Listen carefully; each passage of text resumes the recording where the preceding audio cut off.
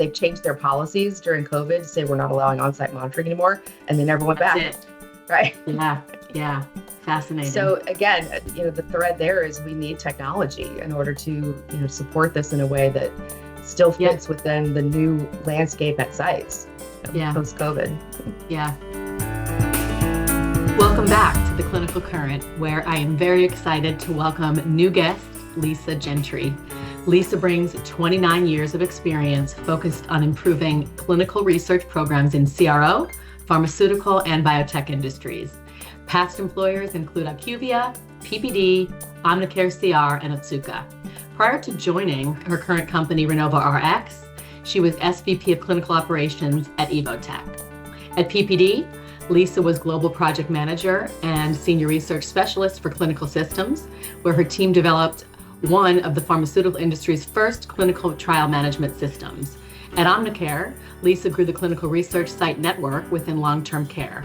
Her work was featured in Good Clinical Practice Journal. And during her tenure at Otsuka, Leesa developed novel methods for improved, streamlined trial implementation in clinical operations, data management, and third-party collaboration. Her work on registration trial implementation within resource-constrained environments was featured in the Bulletin of the World Health Organization.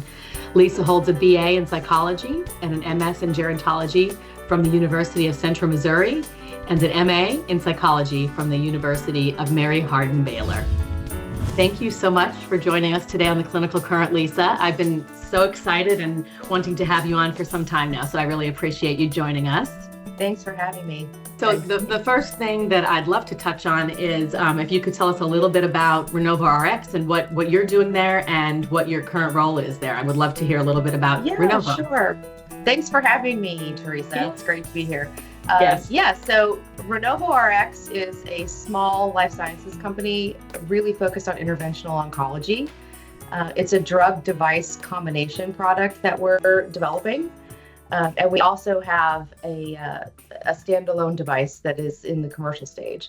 And we're really looking to treat high unmet medical needs in oncology, and particularly we're developing the combo for pancreatic cancer.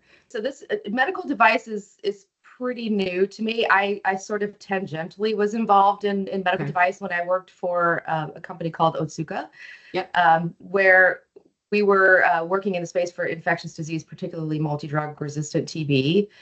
And we were developing new chemical entities to support that. But we did also have in development an assay for diagnosis. So we had a diagnostic device so that we would have more of a care package for that indication. So I was somewhat involved, but I certainly wasn't driving that piece. So this was very new to me.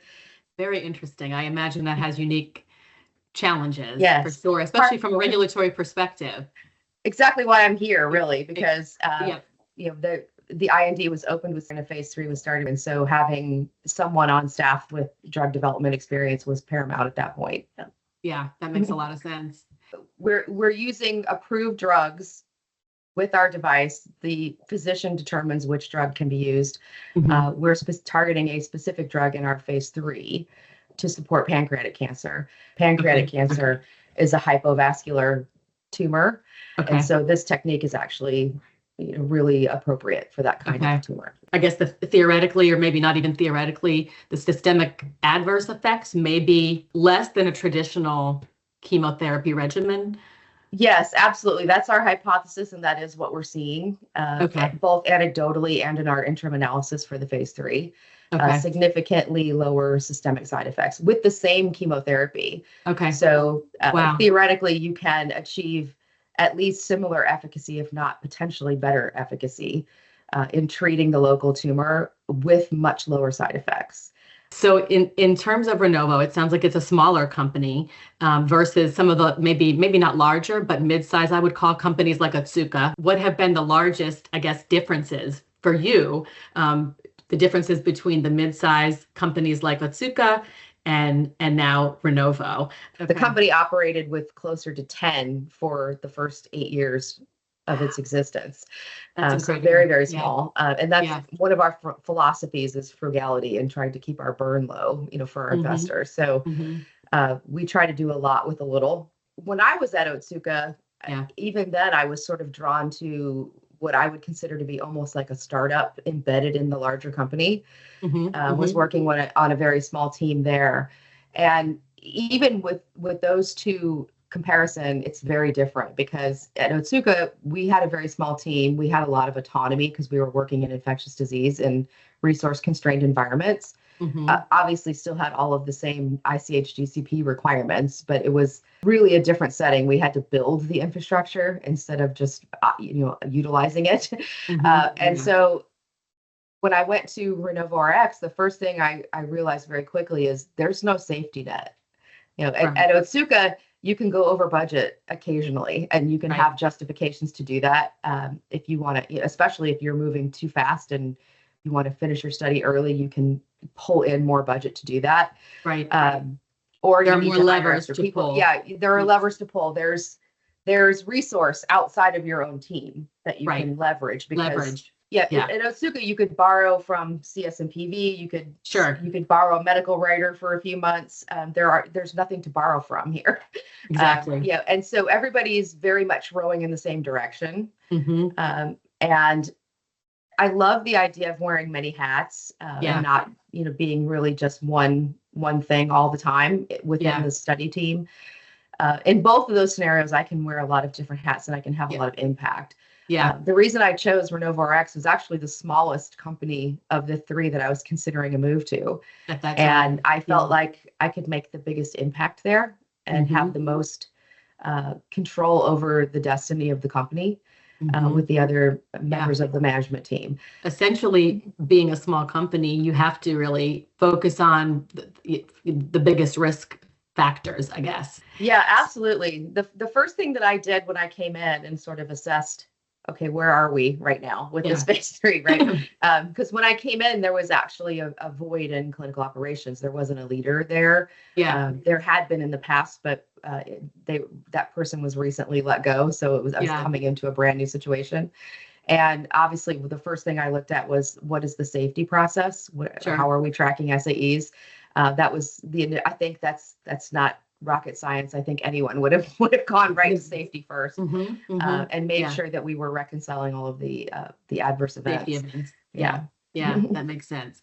So you and I have worked with you in the past, and I know that you can wear many hats well. Was it a challenge finding a team to bring in a team that could do the same? Because I think it's not just you that has to do it. And how did you structure your team to be sure that you could handle anything that arises with that small group? Yeah, that's a great question because you have to find the right people who can be successful in that environment. Startup life is not for everyone. Right. There are challenges. There's only, you have to get certain things done within a certain budget, and there's not a backup. It's not like you can say, okay, well, if this fails, I'm going to go move to a different team, right? There's none of that. It's this product has to go forward.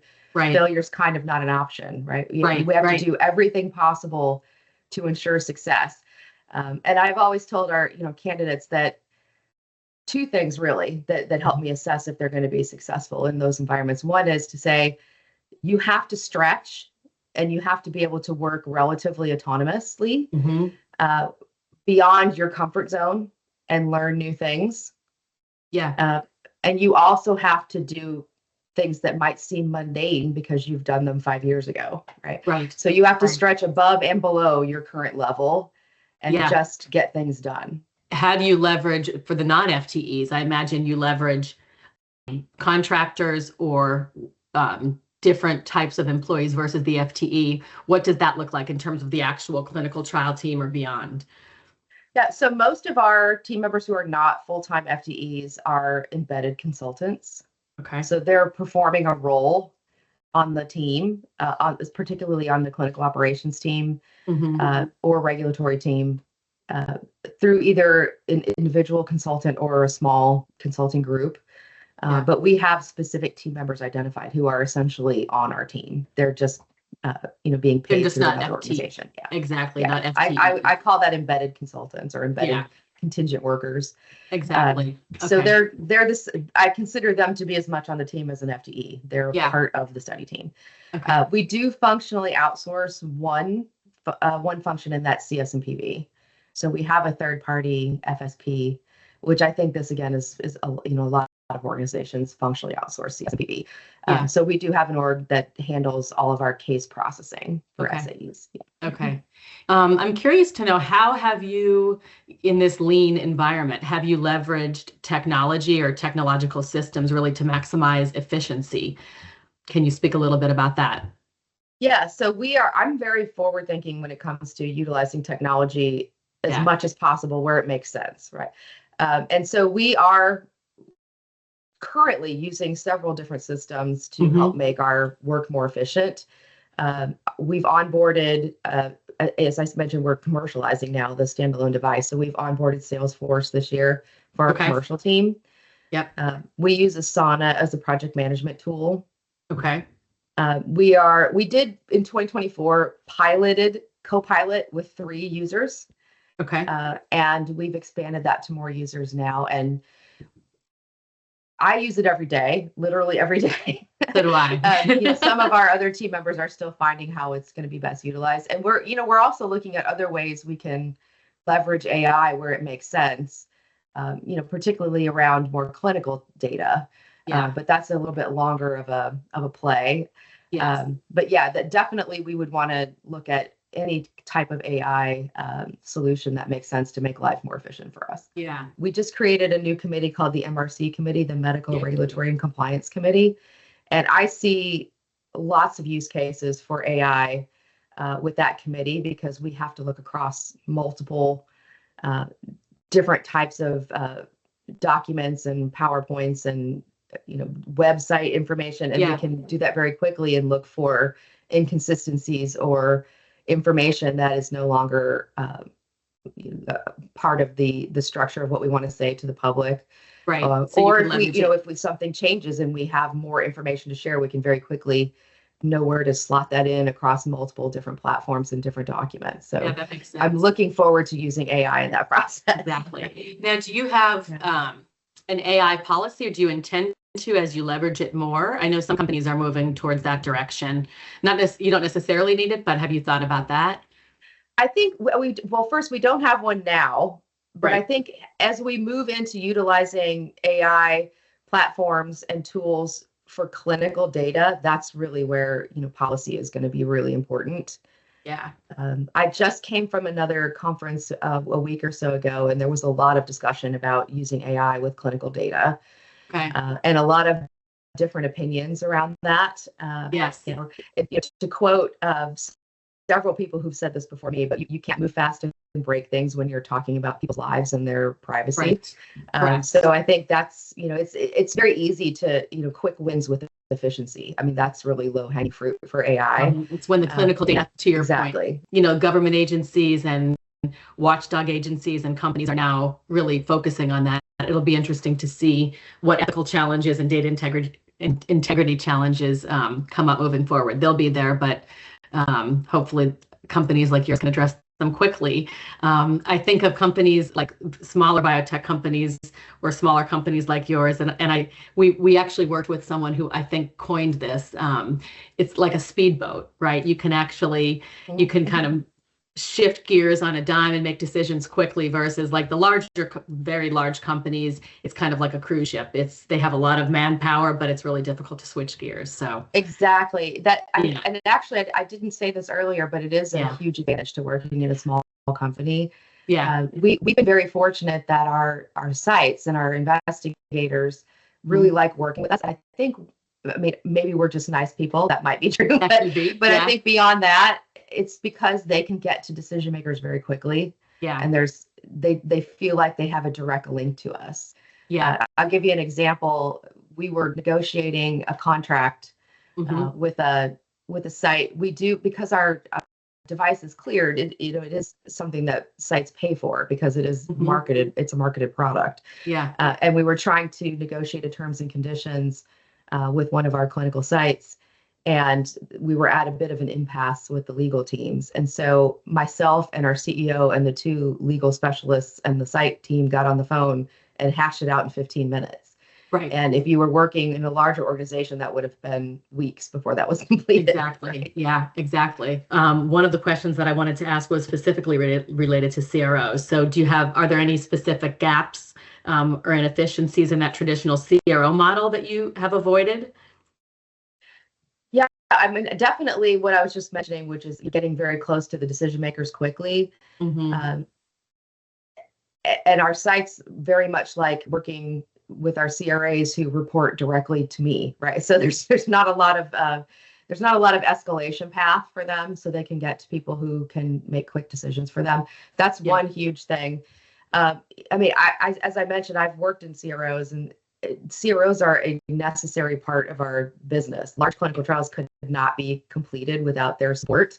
Correct. For us, from a cost perspective, and because we're only in one country, uh, part of it, maybe our team before I joined just probably didn't really even know any better to say we can do this by ourselves. I mean, sometimes sometimes a little bit of ignorance can go a long way.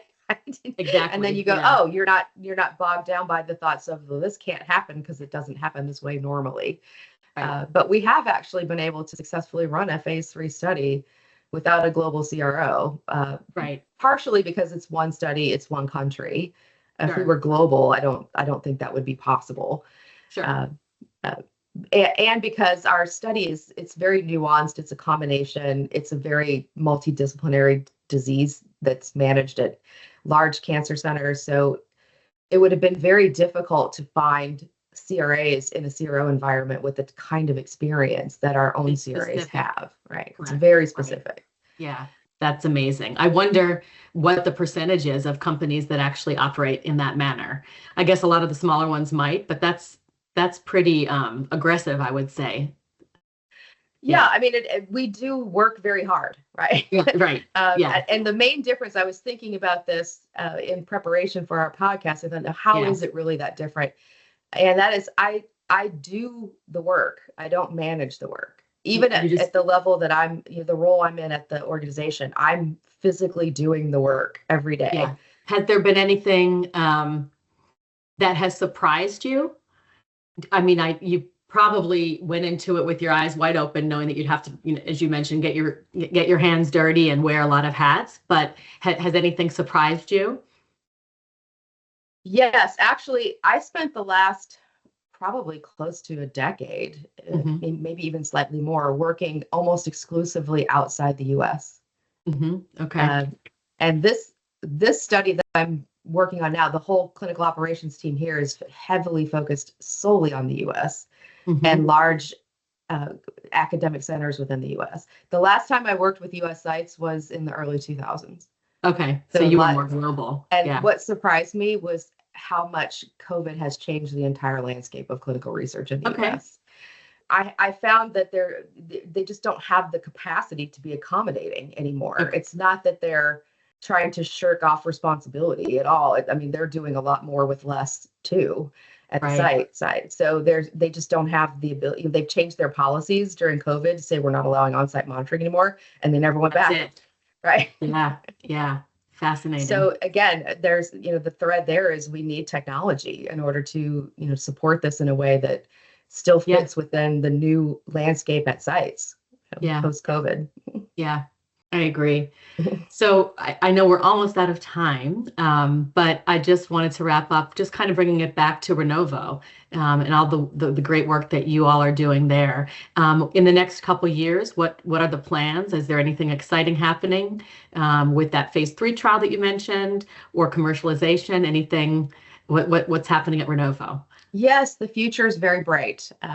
It's a reason to get up in the morning. I was really looking for unmet medical need. A lot of when I was looking for a new opportunity, I was asked many times, what indication do you want to work in?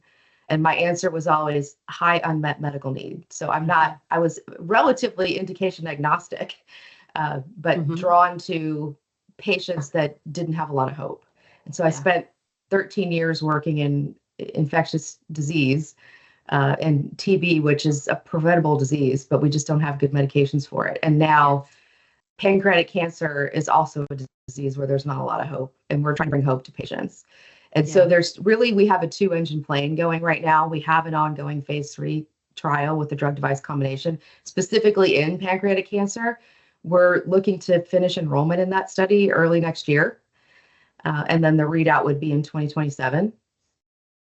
Okay. And then we are also we started commercializing the device because of demand. The sites where we were doing clinical research were saying, I have all these patients who don't exactly fit into the eligibility of the study, but could benefit from this technology, which is the therapy platform is actually called trans-arterial microperfusion, or TAMP. And that's how we push the drug across the vessel wall to bathe the tumor with the drug. And so because of demand, we started commercializing, and we've just seen much more demand grow over the course of the last year. And that's with we really had no sales team.